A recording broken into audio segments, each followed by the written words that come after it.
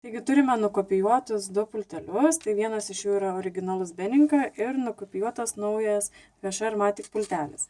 Pradžiai turime įrašyti Beninka pultelį prie savo turimos vartų automatikos, tai paspaudžiame savo vartų automatikoje išmokimo mygtuką, užsidega LED ir iš karto spaudžiame Beninka mygtuką.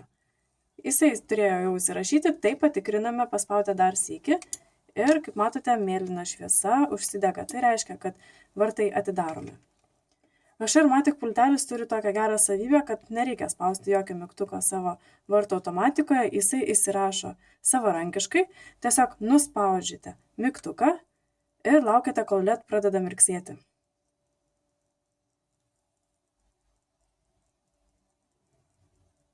Kai LED pradeda mirksėti, jūs paleidžiate mygtuką, jau reiškia, kad mygtukas įrašytas. Tai patvirtina mėlyna šviesa ant šios vietos. Taigi jūsų turimi du pulteliai jau yra prirašyti prie jūsų vartų automatikos. Gero naudojimo.